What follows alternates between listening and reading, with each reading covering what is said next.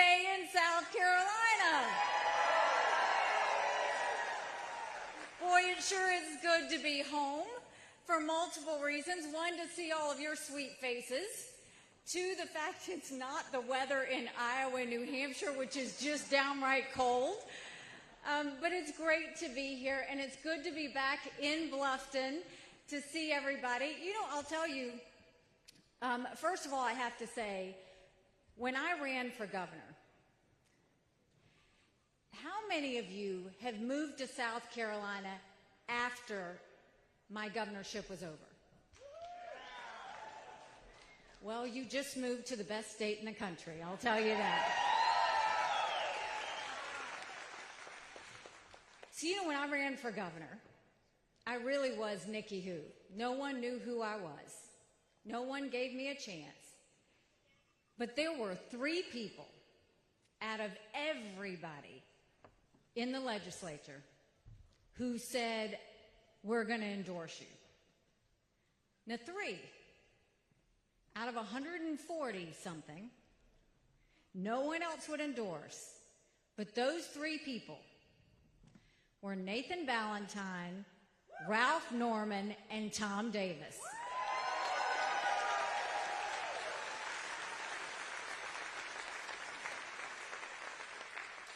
And when I told them I was going to run for president, the beauty of it all was those same 3 stepped up again. Nathan Ballantyne, Ralph Norman, and Tom Davis. And what I love about that is these guys are fighters. They're conservatives. They know the value of a dollar. They know that we want to be free. Keep government out of the way. And so I'll take those 3 endorsements over any of the other ones any day of the week. But God bless you. I love you both. Thank you so much for the endorsement.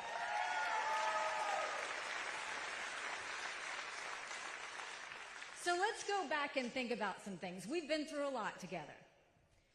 When I became governor, South Carolina was hurting. We had 11% unemployment. We had thousands of people on welfare. And South Carolina was the butt of the jokes. And so we had some work to do. But we all got together. And by the time I left, we were building planes with Boeing. We were building more BMWs than any place in the world. We brought in Mercedes-Benz. We brought in Volvo. We had 5 international tire companies, and they were referring to us as the beast of the Southeast, which I still love.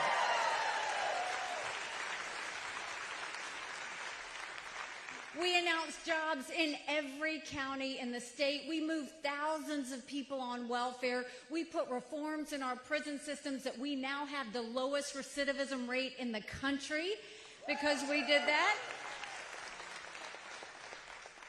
But we found our pride again, and we found our confidence again, and South Carolina was respected. And then I got the call for the United Nations, and my honest answer was, I don't even know what the UN does. I just know everybody hates it. Thank you. I appreciate that. I'm going to call you on that come February.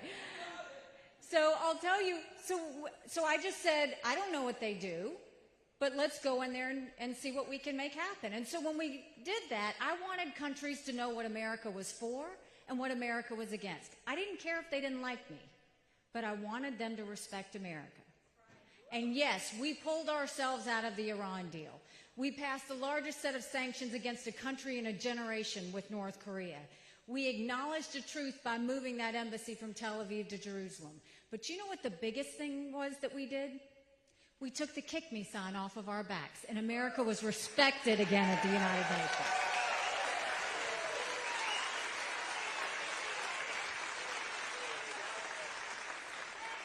Now I'm running for president.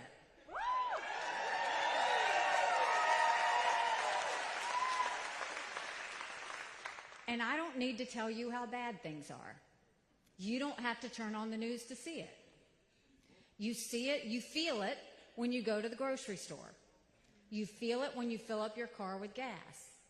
We feel it with the interest rates that's affecting our mortgage loans, our auto loans, our insurance rates, the things that we have to spend money on. have all gone up. Now listen, there is nothing I would love more than to tell you Biden did that to us. And Biden has sent us down this socialism roller coaster that's dangerous, that we have to stop. But I've always spoken in hard truths, and I'm going to do that with you today. Our Republicans did that to us too.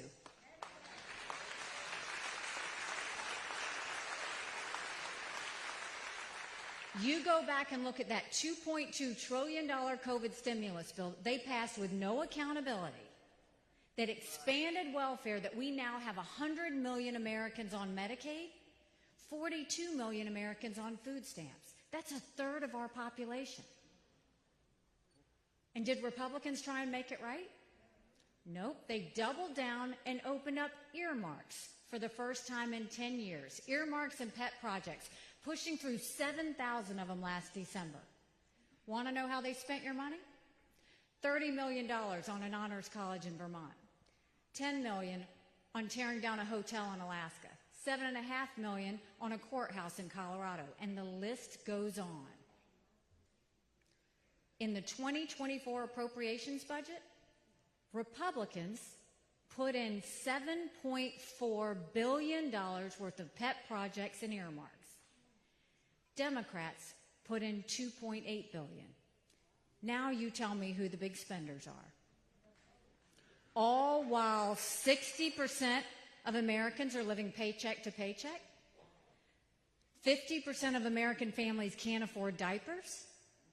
1 in 6 American families can't pay their utility bill. Social Security will go bankrupt in 10 years. Medicare will go bankrupt in 8. Then you look at our education system, and everybody wants to blame COVID for education. We had problems with education before COVID.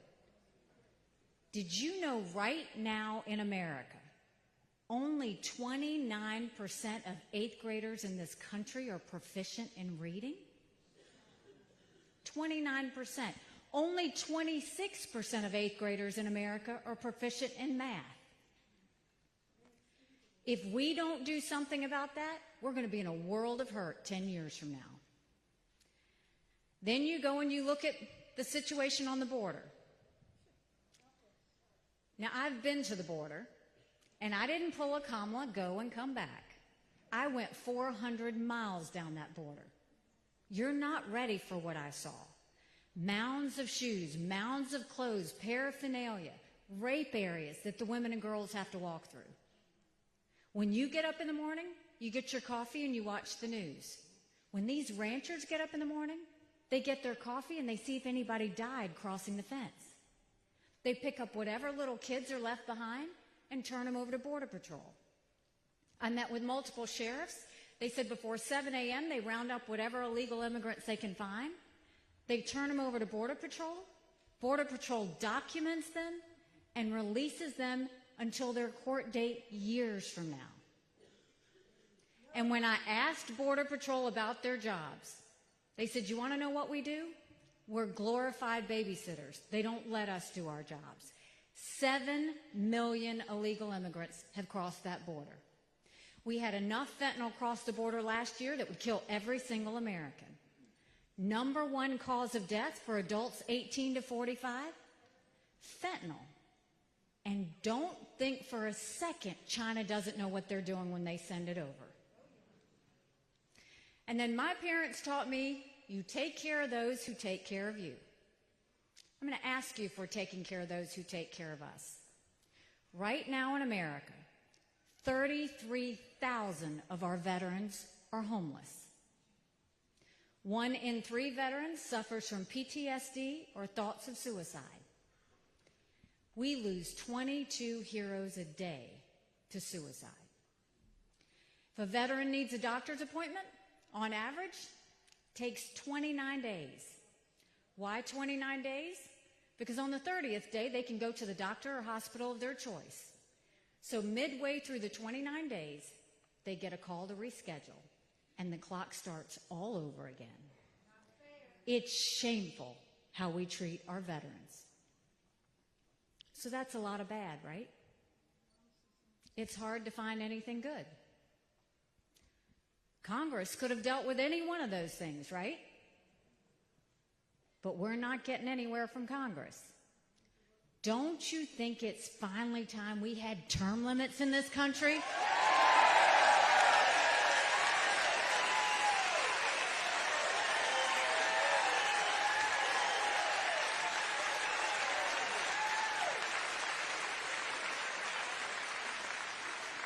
Don't you think it's time we had mental competency tests for anyone over the age of 75?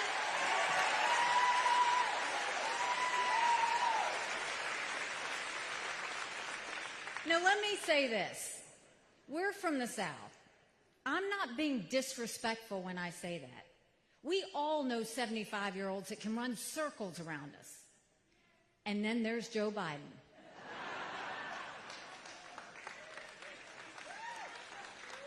But the reality is, the Senate has become the most privileged nursing home in the country.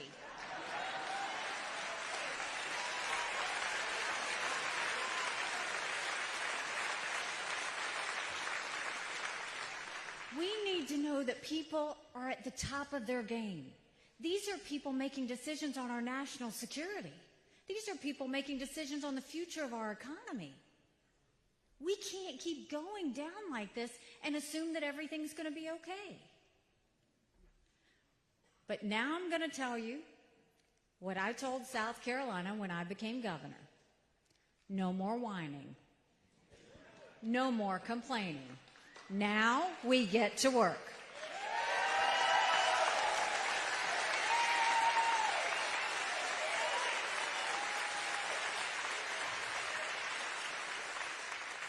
So how do we fix it? Let's start with the economy. The first thing we do is we claw back the $500 billion of unspent COVID dollars that are still out there.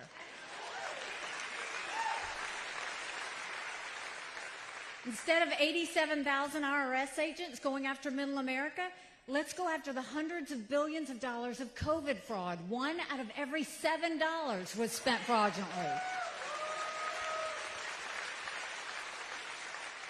If 8% of our budget is interest, quit borrowing. Cut up the credit cards. You have to balance a budget every day. I had to balance a budget as governor. Why is Congress the only group that refuses to balance a budget?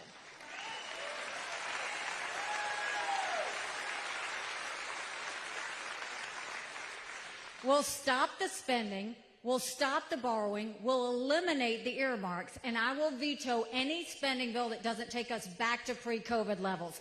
That will save us trillions.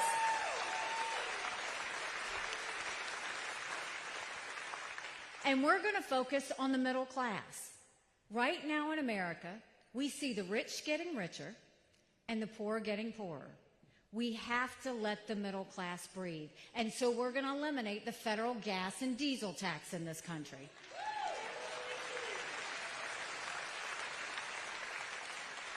We're going to cut taxes on the middle class and simplify those brackets. And then we're going to make the small business tax cuts permanent.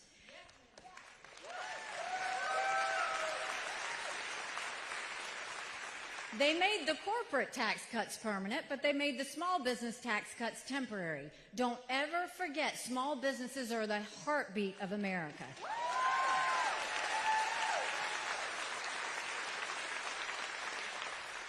So that's how we'll focus on getting our economy back on track.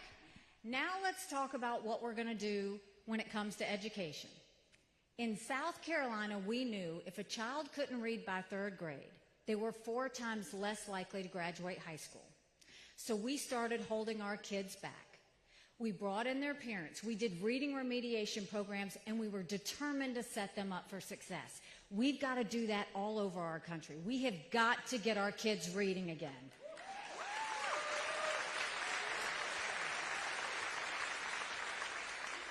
We need complete transparency in the classroom. No parent should ever wonder what's being said or taught to their child in the classroom.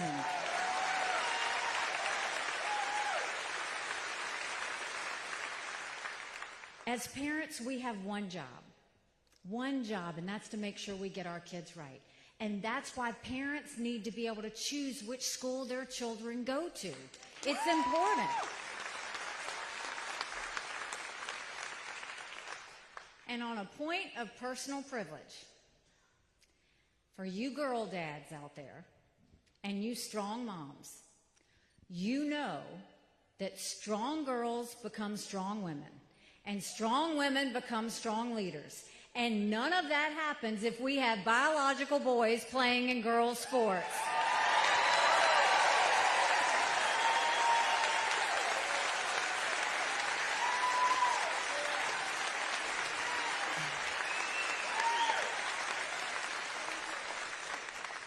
And let's start building things in America again. Let's put vocational classes back into our high schools.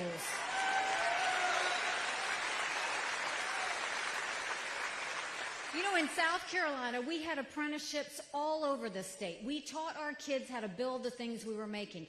Just imagine if we did that all across the country. And the way we're going to do this is presidents typically meet with their governors once a year. I will meet with our governors, Republican and Democrat, once a quarter, with the sole purpose of taking as many federal programs as we can and sending them down to the states.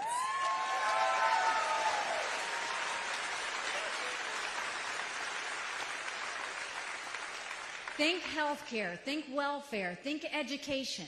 If we do that, we will actually reduce sizably the size of our federal government, saving us money, but we will empower the people in the states. Wouldn't you much rather be in charge of all of those things than the federal bureaucracy?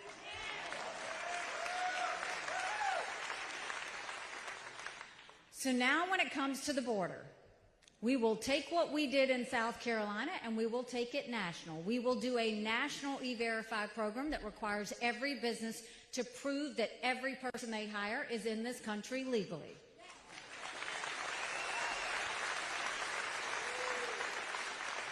We will defund sanctuary cities once and for all.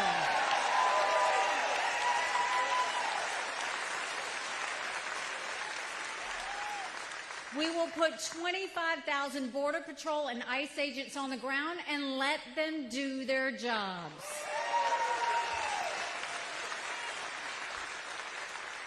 We'll go back to the Remain in Mexico policy so that they never put foot on our soil. And we will make sure that instead of catch and release, we will go to catch and deport. That is the way we will deal with our immigration system.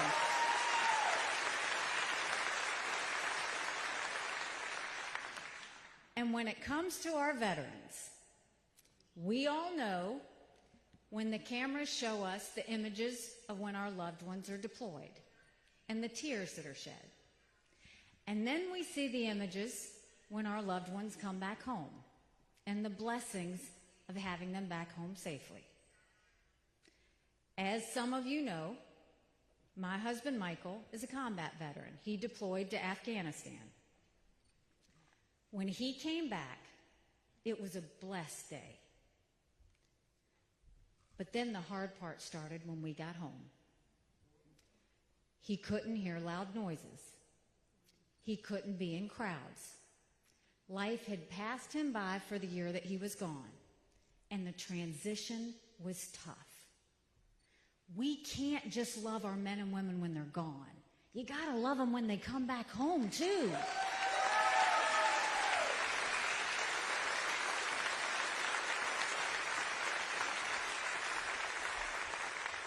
We will start to focus on their transition, not just for the 2 weeks they're stateside, but throughout the rest of their life. And we will make sure that we have telehealth so that we can get them the mental health care they need right when they need it. And they should be able to go to the doctor or hospital of their choice. They have earned that right.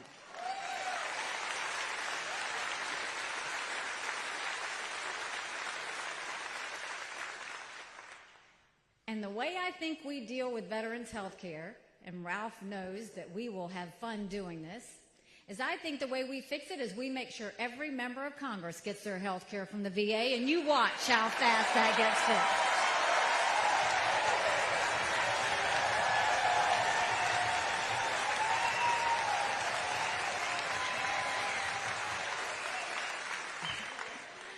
It'll be the best health care you've ever seen, I guarantee it. So we have have the answers on where we want to be domestically. Now let's talk about national security. Did you ever think you'd look at the sky and see a Chinese spy balloon flying over us? The world literally is on fire. You've got a war in Europe. You've got a war in the Middle East. You've got North Korea testing ballistic missiles. You've got China on the march. But make no mistake, none of that would have happened had we not had that debacle in Afghanistan.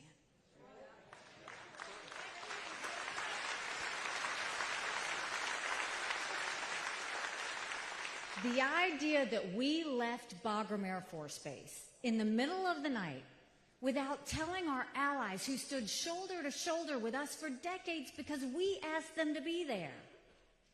Think about what that told our friends. More importantly, think about what that told our enemies. And now what are you hearing? You're hearing this debate in D.C. Do you support Ukraine or do you support Israel? Do you support Israel or do you support the border? Don't let them do that to you because they are lying to you. That is a false premise. Let's step back and take it one at a time. Let's look at the situation in Ukraine. First of all, I had no better ally at the United Nations than Ukraine. They voted with us on absolutely everything. They were at every press conference I had, whether I asked them to be there or not. Here you have this pro-American, freedom-loving country that was invaded by a thug. 500,000 people have lost their lives because of Putin. And what they did was they went to the front lines to save their country. I will be the first one to tell you, I don't believe in giving any cash to any country. I don't like when you can't hold things accountable. I don't think we should ever give cash to any country. We don't need to put troops on the ground there. What we need to do is make sure they have the equipment and ammunition to win. Why? Because dictators are actually very transparent. They tell us exactly what they're going to do. Hamas told us that they were going to invade Israel, and they did. You watch China, they said they were going to invade Hong Kong. You had Russia, they invaded Ukraine. We saw it happen. China says Taiwan is next. We better believe them. Russia said when they're done with Ukraine, it's Poland and the Baltics. Those are NATO countries. Then we are at war. What we are trying to do is prevent war. This is always about prevention.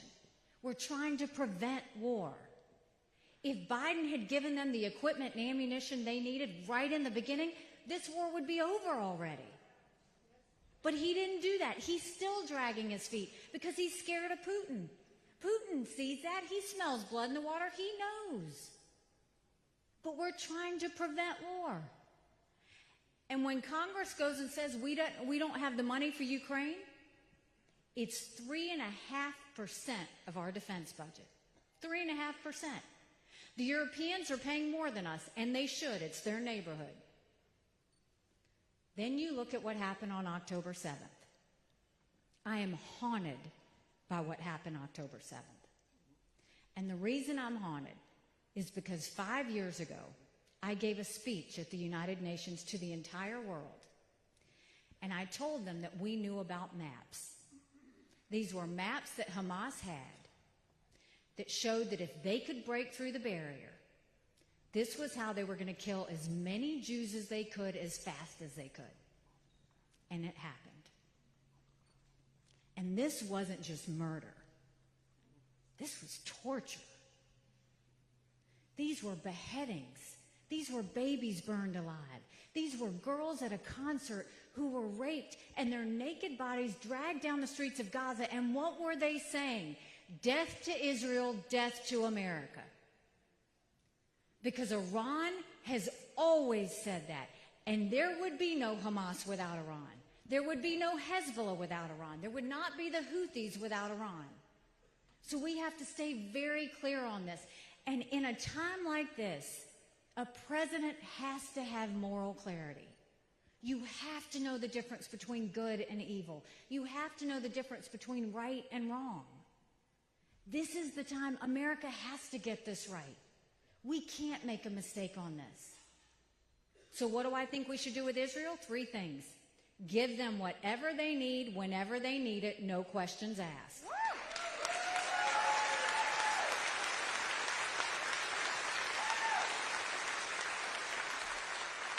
Secondly, eliminate Hamas. Finish them. Finish them. And third, do whatever it takes to get our hostages home.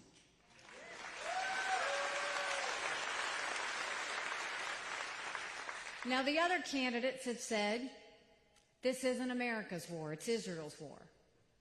I beg to differ. 33 Americans were butchered on October 7th.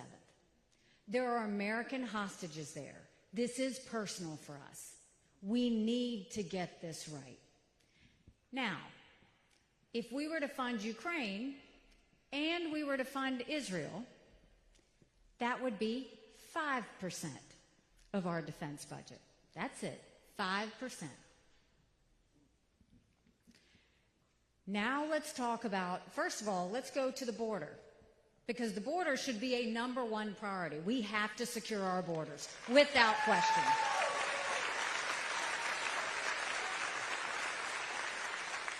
A 1,000 people that we know of have crossed the border, and they've been from Yemen, Lebanon, and Iran. That doesn't count Afghanistan. It only takes one. It only takes one. And we better quit acting like it's September 10th and start remembering what September 12th felt like.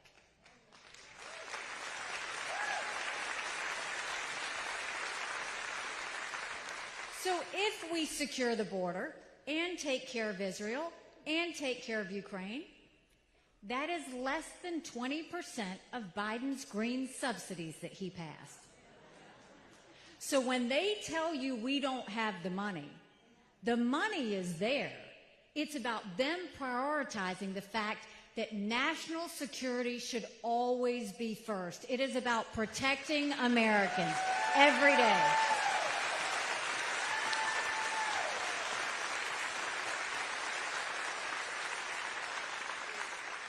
So now let's talk about our #1 national security threat, China.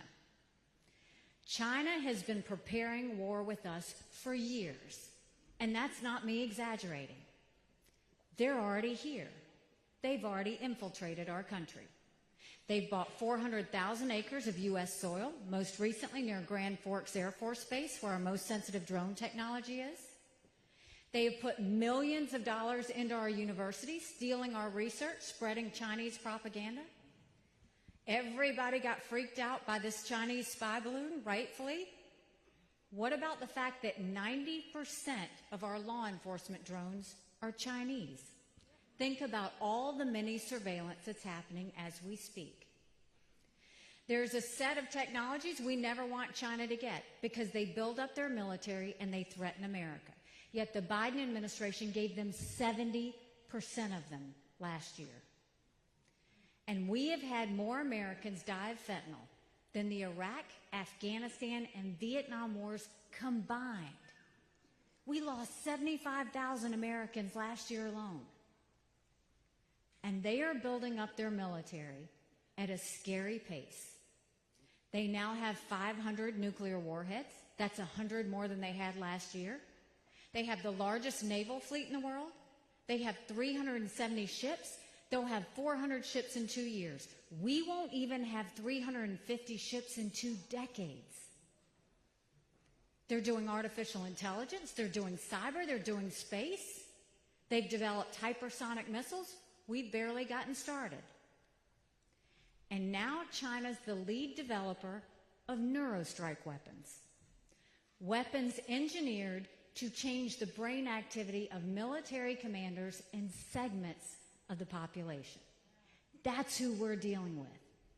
So when Biden and Yellen want to tell you this is a competitor, every day that I dealt with China at the United Nations, they never saw us as a competitor. They saw us as an enemy. We've got to start looking at China the way they look at us.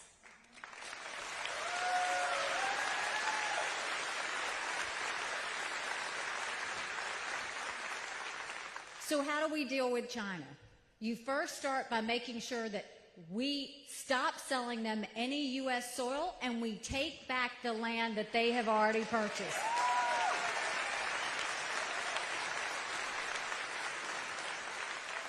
We go to our universities and we say, you either take foreign money or you take American money, but the days of taking both are over, and we get that intrusion out of our schools. We blacklist all the technology that goes to China that builds up their military, and we tell them we are going to end all normal trade relations with them until they stop murdering Americans with fentanyl. You watch how fast they move.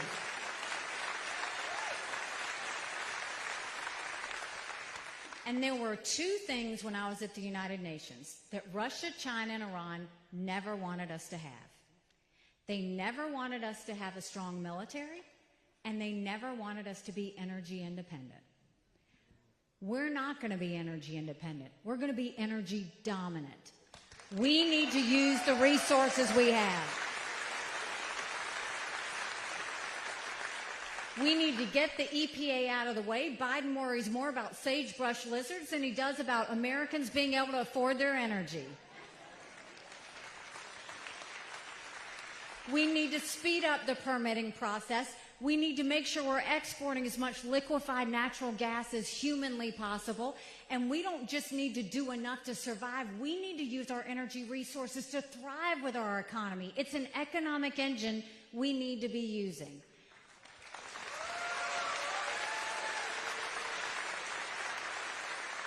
And we will build up our military. We will have a strong military. Remember, strong militaries don't start wars. Strong militaries prevent wars.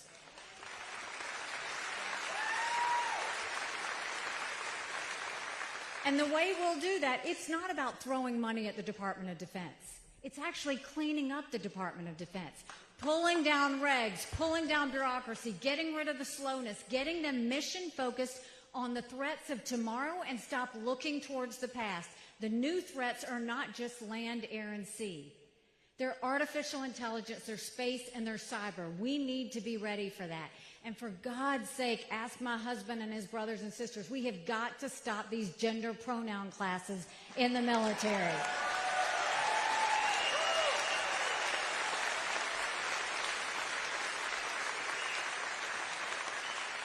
It's demoralizing to our military. We can't have that. So when we focus on those things, that's how we'll be strong again. So when you look at our defense situation and you look at our national security, there's a reason that the Taiwanese want the West and America to support the Ukrainians. Because if Ukraine wins, China won't invade Taiwan. There's a reason that the Ukrainians want America and the West to support Israel. Because if Iran wins, Russia wins, and it hurts them. These are all connected. And this is an unholy alliance that's working together, Russia, China, and Iran. And what binds them? They are all bound in their hatred for America. So we have to focus on getting this right. And we have to focus on making us strong again. And we can do that. We have the answers to our domestic policy. We have the answers to our national security. But the first thing that we have to deal with is we've got to end this national self-loathing that's taken over our country.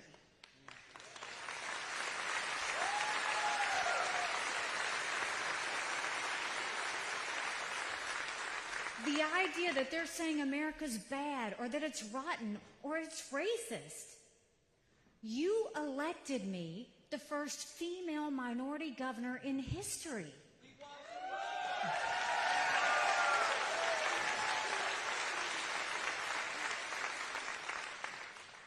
America's not racist, we're blessed. Our kids need to know to love America. They need to be saying the Pledge of Allegiance when they start school every day.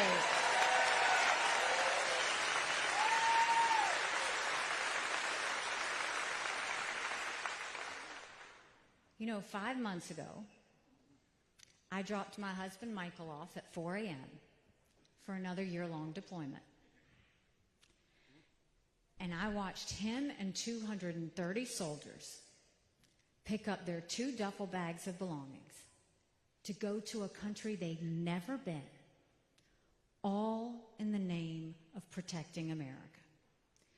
They're willing to sacrifice their lives and their families because they still believe in this amazing experiment that is America.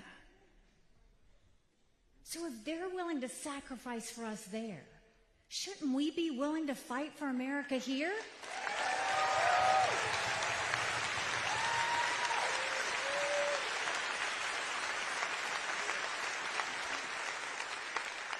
Because we have a country to save. But in order to do that, we have to acknowledge some hard truths. Republicans have lost the last 7 out of 8 popular votes for president. That is nothing to be proud of. We should want to win the majority of Americans. But the only way you do that is you have to go with a new generational leader.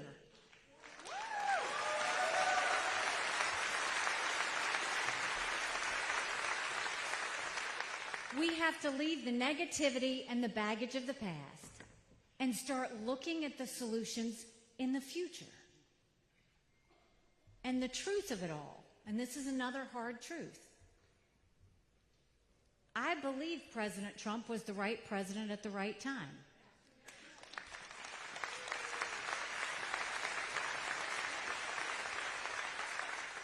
I was proud to serve America in his administration, and I agree with a lot of his policies. But the truth is, rightly or wrongly, chaos follows him. You know I'm right. Chaos follows him.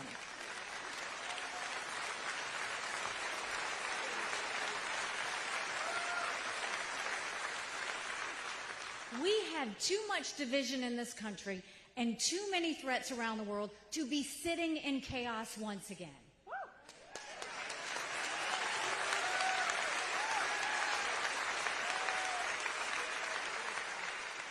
And let me tell you, America has an amazing ability to self-correct. Sometimes we have to hit rock bottom to know where up is, and we're there. The one thing I don't think we can survive is a President Kamala Harris.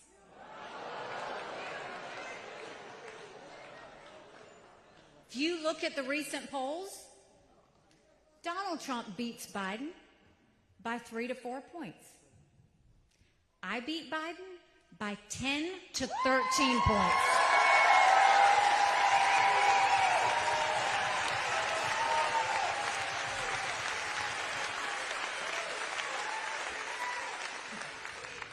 This isn't just about winning the presidency.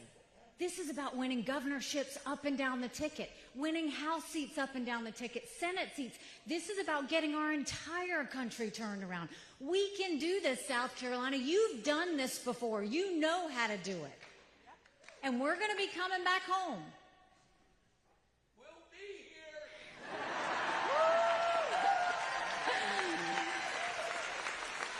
I so want to take this guy on the road with me. Get your coat, buddy, because we're going to Iowa and New Hampshire. So what's the status that we have? So right now, God help us, we've got another debate next week. You're going to see, my guess, 3 candidates on the stage. So the stage is getting smaller. When the stage gets smaller, our chances get bigger. And so what you're going to see is you're going to have 3 or 4 people going into Iowa, and a couple are going to drop. And then you're going to have a couple of people go into New Hampshire, and another one's going to drop. And then I come home to South Carolina.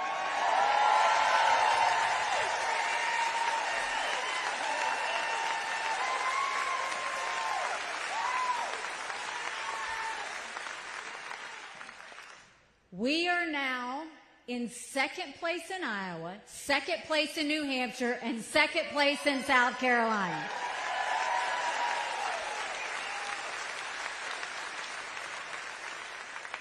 We just have one more fellow we got to catch up to.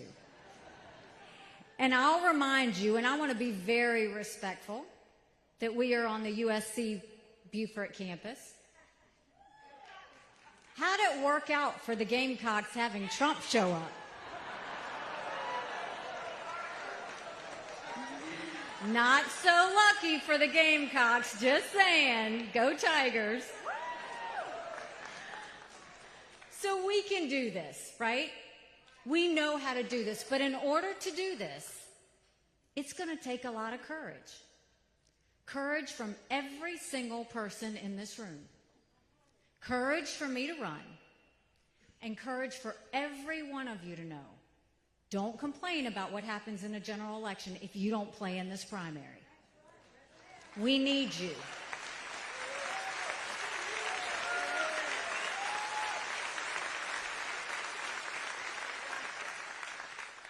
Someone asked me why I was running when I first announced. And I said, you know, my parents came here 50 years ago to an America that was strong and proud and full of opportunities. I want them to know that country again. I'm doing this for my husband, Michael, and his military brothers and sisters. They need to know their sacrifice matters. They need to know that we love our country. I'm doing this for my daughter, who just got married, and I saw how hard it was for her and her husband to buy a home. And I'm doing this for my son, who's a senior in college. And I am tired of watching him write papers of things he doesn't believe in just to get an A. That is not us. That is not America.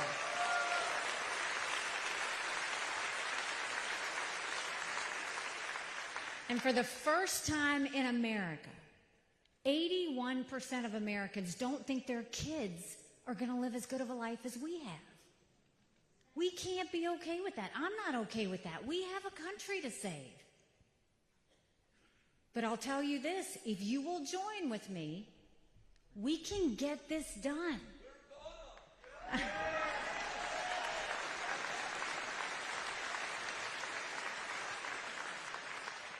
Y'all have been great, but I'm going to take you back to this short history.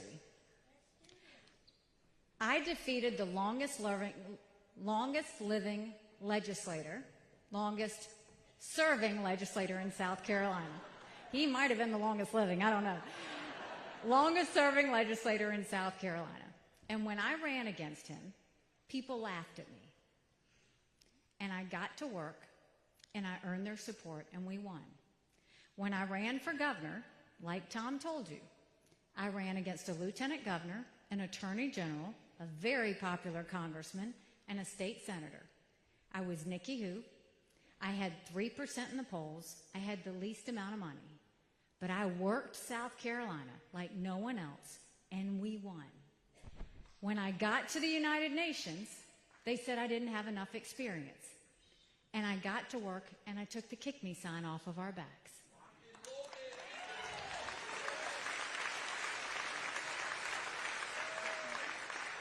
I have been underestimated in everything I've ever done.